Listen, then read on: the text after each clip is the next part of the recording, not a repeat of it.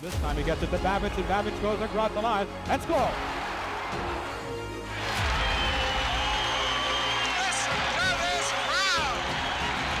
Babych hit on goal, shoots, he scores! Babych!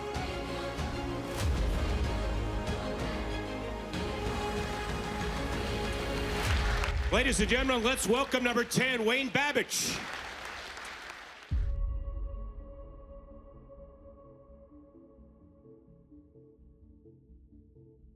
I know the draft was not televised back then, but can you take us back and talk about, that draft and where you were and how you found out about that?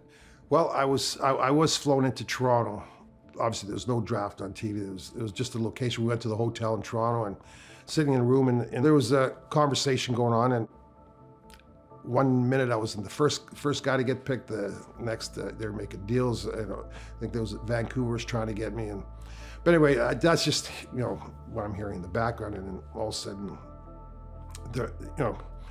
St. Louis Blues selected me, and you start thinking of St. Louis and Emil Francis, the Plager brothers, Red Berenson, Bernie Federko, some guys I played with against in the Western Canada Hockey League, and I get picked, and I go to St. Louis, and and Mr. Francis and Barclay Plager picked me up at the airport. They treated me like family, like I was one of their own already, and it was a great feeling. Plus, the biggest thing I wanted is make the NHL, and also in the same, I wanted to make the team, and so it was a great reception here. They made me feel wanted, and go back home after the draft and train, and it was a dream come true. 67 games, 63 points, third in the Calder for Rookie of the Year. I mean, it's one of the most famous lines in Blues history. You, Brian, and Bernie, but did they put you together right away? Well, I mean, it was a great start. Yeah, Bernie and I were leading the league in scoring the first couple months. It was going great. It was, I think all of us, this young guys, I was in great shape. My asset was my speed and my shot, and I love to hit. And our gelling of our line, we played the same kind of hockey because we played in the same league in our amateurs, and it went great. We got the opportunity to play in the power play. The opportunities were there for the offensive threat, and it clicked, and we were starting to score, and it was great. I was playing with some great people. Bernie fed me. Brian, the aggressive. The hardest working guy that I've one of the greatest leaders I've ever played with, and he gave it. There was never a quit. And Bernie, the smarts of Bernie, probably to this day the most underrated player that I have ever played with, and a great skilled passer. And he fed it. He fed us, and it was great. Until I broke my ankles, everything was going great. And the Calder, with that, they thought I was going to win the Calder because I was way ahead of everybody, and until that injury. And I called some things to people. I was a player that loved to hit and all that, very aggressive, and the other guys. Ryan, I think it was Ryan Walter and Bobby Smith were the other guys. I think Bobby's won it, and he ended up being a great player. And it was a great year.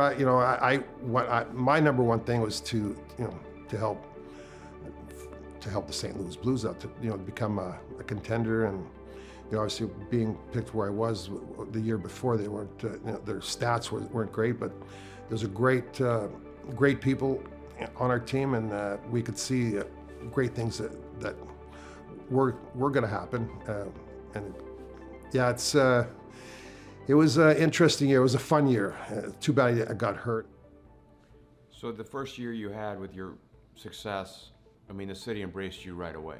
Being from a small town in Canada, you hear about the Cardinals, the baseball, and the football, and the friends that I met, how they are to their sports. I remember guys going to the NFL game, coming to our game.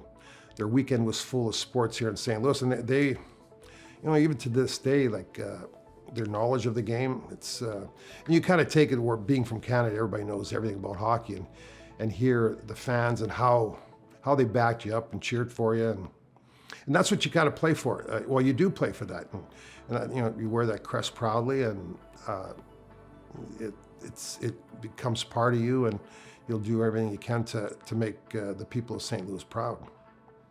So, first Blues player to score 50. Do you remember your 50th?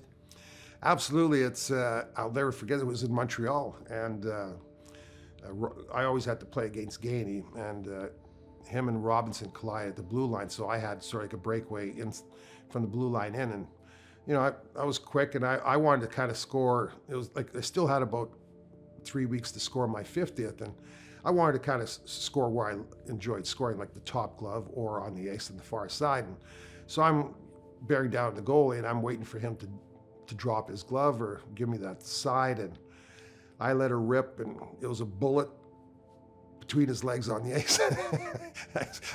I never told anybody. Everybody's telling me after the game was what a great shot, and you know, it was a good place to put it, but it wasn't where I wanted to put it. You know, I wanted to score where I enjoyed scoring, especially for the 50th. And Not sure they did this back then, but did they grab the puck? yes, they grabbed the puck. They grabbed my. You know, I'm in the Hall of Fame, and I was the 25th player in the NHL. I didn't realize that they scored 50, so they took my stick and puck away. But I have my 54th gold puck, the last one, and my jersey. Still have a lot of blood on it.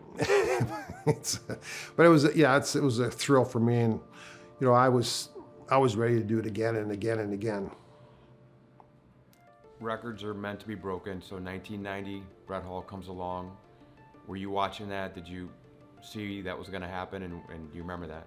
Well, I would have thought someone's going to break it, you know, because I know I could have scored, like I say, 70 goals that season. So, and you get a talent like Brett Hull. I mean, this, you know, what a shot, you know, big man. You know, he had all the skills, and he had some good teammates to feed him. So I remember, you know, St. Louis flying me into town to come watch him break my record. So I come in here, and yeah, it was an amazing. I think he scored a hat trick that game.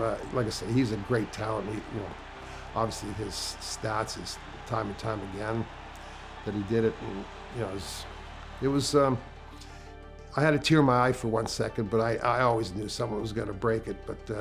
But the only thing for me that kept me going is I was the first guy in St. Louis to do it. You know, reality comes around, 1984, we place you on waivers. Pittsburgh grabs you. What do you remember about that? Well, that, you know, because of my injuries, I mean, I was not the same player. I ripped my rotator cuff, and I had all those broken bones, and you know, in those days, you never talk about your injuries. And I mean, my heart and soul is here, but when you can't, you know, people expect you to score 50, and I expected myself to score 50, but I couldn't shoot the puck even half of what I used to because of my rotator cuff. And with pictures, you could see all my broken bones and how I got taped. Like it took 45 minutes for Woody to tape me up before every game, and but you just don't talk about it. You want to play. That's your dream to play, and I was a St. Louis Blue, and that's what. So I thought maybe a change would be the best thing, you know. I was Mary Lemieux's right winger his first year, and it was a thrill to play with a talent like that.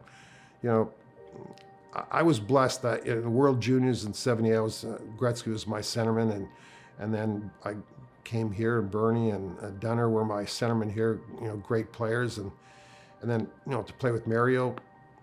But from there, it was, you know, I wanted to still move on, and I went. They traded me to Quebec, and I played there for half a season. And my brother got traded from Winnipeg to Hartford, where Emil Francis, our general manager here, he was the GM there, and he got me right away. And we went from last place to a playoff spot. And the old team I played with, the Quebec Nordiques, who were #1 in the league, we took them out 4 straight, and then we lost in double overtime against Montreal. That was Patrick Waugh's first year that they went and won the cup. But we had a great team. Emil was a great hockey guy. He was a great, for me, a great friend, a great man to me. He was always, but that's, that, you know, it was the hardest thing I ever had to do. And I remember Barkley sitting me down. He didn't want me to leave, but I had, you know, my body was totally shot for, and but when you give it all, and it was tough, but you got to keep going. The only blessing of that whole thing was I got to play with my brother before I got hurt in my 10th year. And unfortunately, that next year, the next training camp I was ready, I was just about to sign, I think it was a 4-year contract, and I got hurt in training camp, lost pretty much my right leg, and just, but again, I was an aggressive player. I love to hit and stuff, and I think I'd rather go out. Well, I was happy to go out someone injuring me than having a young kid take my spot. You guys laid the groundwork. What were your thoughts when you saw St. Louis finally lift the cup? Well, it was great. Bobby Plague was after Barkley played. He was kind of took his spot. He was a great man, and I was coming to do a little thing here in St. Louis, and I said, Bobby, I'm going to come. I'd love to see you. So he said, well, Babs, I'll be up at the alumni box. You might not recognize me. So I flew into town. I go up there, and there's a man walking towards me with a paper bag over his head. And it's Bobby. We had the worst record in the league, but it was, like I say, he was a jokester. Then my dad got a stroke right after when I got back to Canada. He had a stroke, so I was at his bedside, and we were watching the Blues play, and we were so excited to see how the success, and the young, our young goalie here, and how he played, and the whole team rallied. Games where they won like in Boston, it was amazing. It was that what I saw before Christmas and what I saw at the end of the season. So when they won the cup, we're all excited they won the cup, and then the parade happened. We're watching the parade, and there's Bobby holding the cup, first car, from paper bag over his head to the Stanley Cup. It was quite a treat, and that's just the personality of Bobby too. Is he made you feel welcome, and he laughed, and he made the game fun, and to see their success was just fantastic. I'm so happy that it happened, and you could see how the city rallied, and the parade, and how many people. It was great, and even coming back here the last couple days, the fans, how they remember you, and it was heartwarming. It was fantastic.